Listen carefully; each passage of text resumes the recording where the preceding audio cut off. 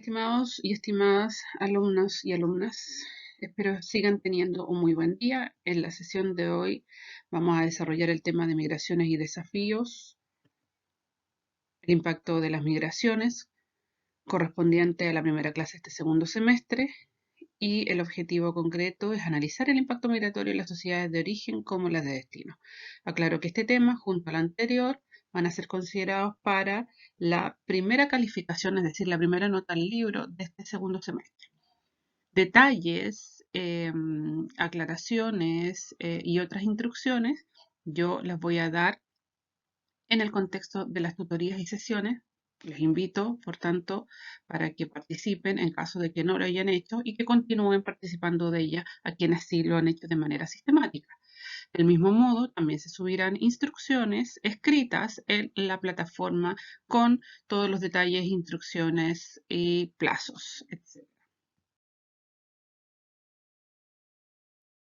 Decíamos que este tema se relacionaba con la clase anterior, ¿cierto? Para recuperar uno de estos conceptos tratados, vamos a retomar o volver, revisitar el término migrante, que corresponde a cualquier persona que se desplaza o se ha desplazado a través de una frontera internacional o dentro de un país, fuera de su lugar habitual de residencia, independiente de su condición jurídica, causa del desplazamiento y tiempo de estancia. Por tanto, todos de alguna u otra manera, en algún momento de nuestra vida, hemos estado en condición de migrar.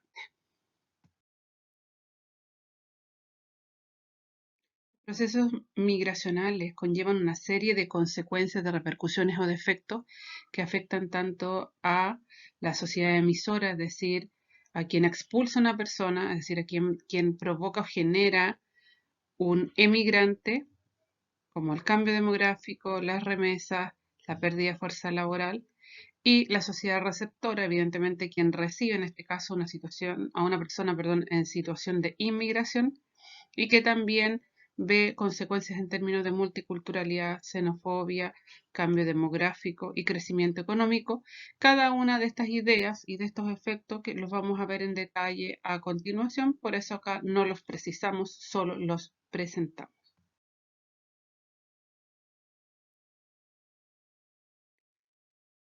Una de las primeras como repercusiones que tiene para una sociedad emisora de población, es decir, que genera emigrantes, gente que sale y se va a otros lados, a otros países, es el cambio demográfico.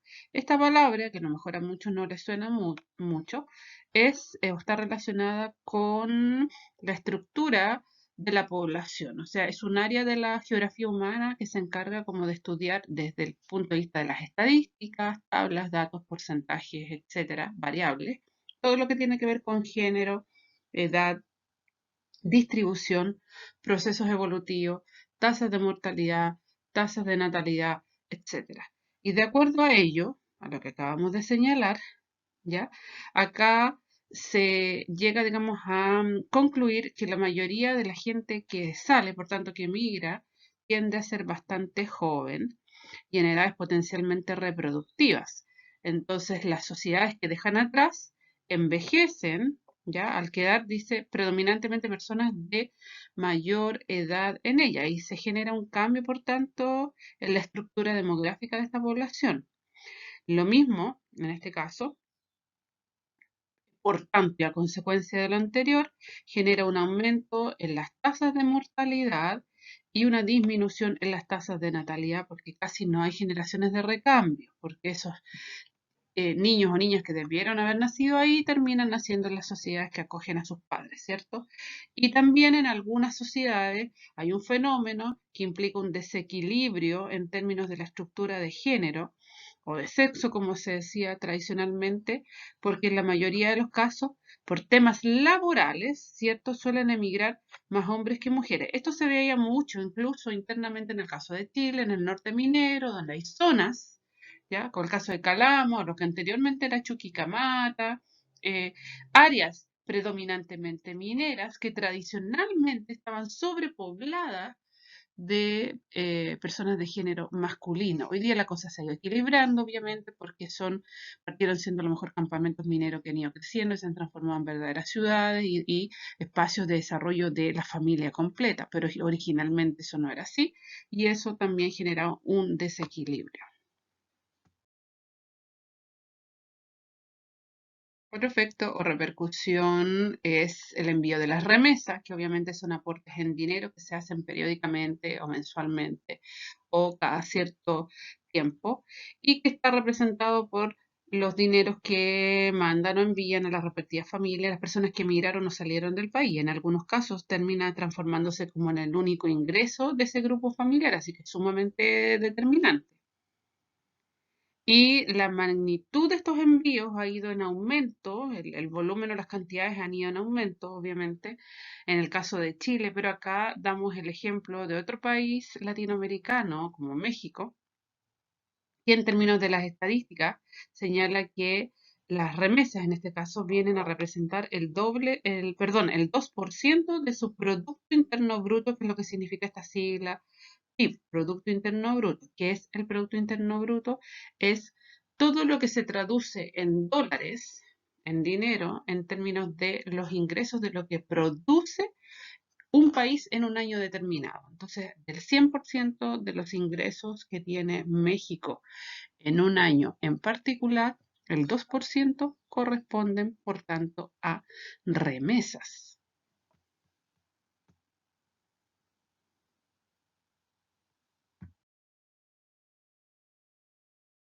Otra consecuencia es la pérdida de fuerza laboral, o sea, estamos hablando la pérdida de trabajadores, anteriormente se hablaba de mano de obra, pero hoy día hablamos de fuerza laboral, que es un concepto mucho más amplio, porque hablamos también de profesionales altamente capacitados, como vemos acá en la imagen, tenemos a un médico, este es un médico peruano que reside en Chile hace muchos años, me imagino que más de alguno de ustedes lo conocerá o lo reconocerá, se llama Irani Paz, Paz es el apellido, y él tiene su propia clínica, bueno, él es otorrino, laringólogo, tiene su propia clínica acá en Viña del Mar, y vemos, por tanto, que para su país, para Perú, obviamente él representa una pérdida, en este caso, de un profesional del área de la salud, ¿cierto?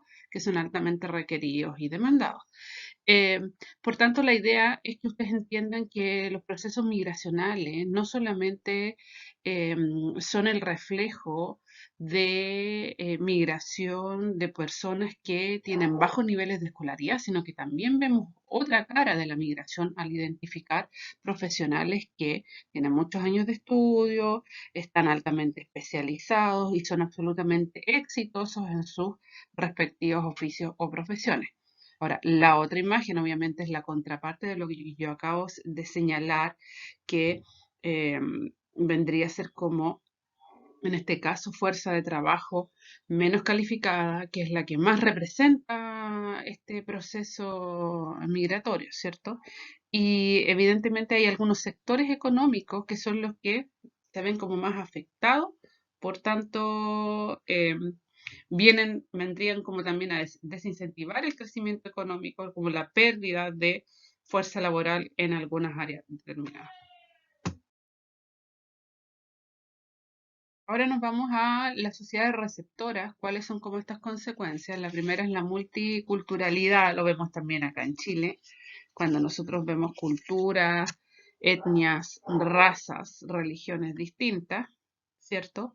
Pero ojo, esto no implica que nosotros vivamos un proceso de enculturación, es decir, que hay una transferencia cultural consciente al respecto con estos nuevos inmigrantes en nuestro país. Convivimos, coexistimos, pero más allá no nos relacionamos. O sea, yo no sé si alguno de ustedes tiene o ha establecido algún vínculo de amistad o amoroso, qué sé yo, con alguna de las personas que llegaron desde Siria a nuestro país, o con algún haitiano, o con alguna persona china.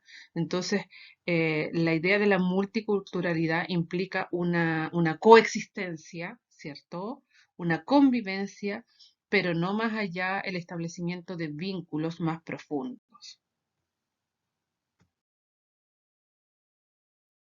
Las sociedades receptoras también experimentan, al igual que las emisoras de población, un cambio demográfico. En este caso, un aumento de la población solo con la llegada de los inmigrantes. Para los países que a lo mejor tienen muchos millones de habitantes, esto quizás no es algo tan bueno para los que tienen menos cantidad de población y que sí es algo positivo porque hablamos de que en el fondo fuerza laboral, aunque sea escasamente calificada en términos de escolaridad, pero fuerza laboral y eso es importante. El aumento de la fecundidad al recibir población más joven, es decir, gente que está como en edad de fértil, y eso es bueno porque a la larga puede generar, en este caso, cambios en la estructura por edad y por sexo de la población, que en un país como el nuestro, que es un país que tiene altas tasas de población de la tercera edad, eso es positivo.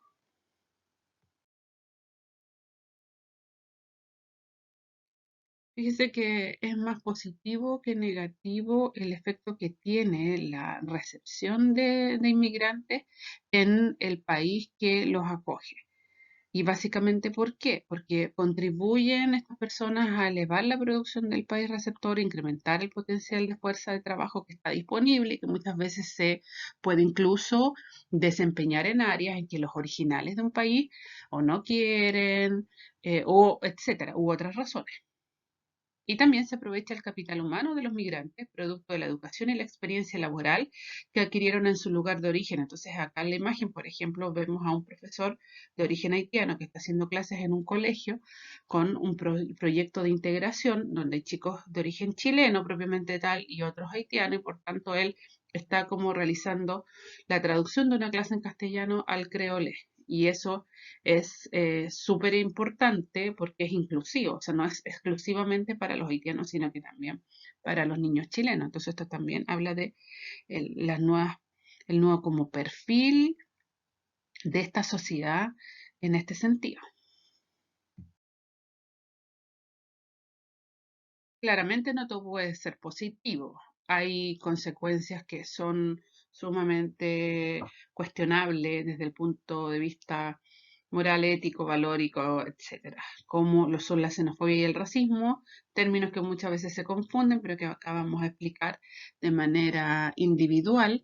En el caso de la xenofobia, es cualquier tipo de discriminación, intolerancia que se tiene en general hacia todo lo que venga desde el extranjero, ¿cierto? Entonces, por ejemplo, el nacionalismo, el nazismo es un ejemplo, por tanto, de una ideología extremista que se caracteriza por ser extremadamente xenofóbica, ¿cierto? Entonces, cuando nosotros, por ejemplo, de manera peyorativa, nos referimos a lo mejor a la gente china, que como que y pensamos, le echamos la culpa a lo mejor de que nos quitan puestos de trabajo, ya, eso es más bien una reacción visceral que se traduce en xenofobia, ¿cierto? Y que no tiene quizás mucho asidero desde el punto de vista racional.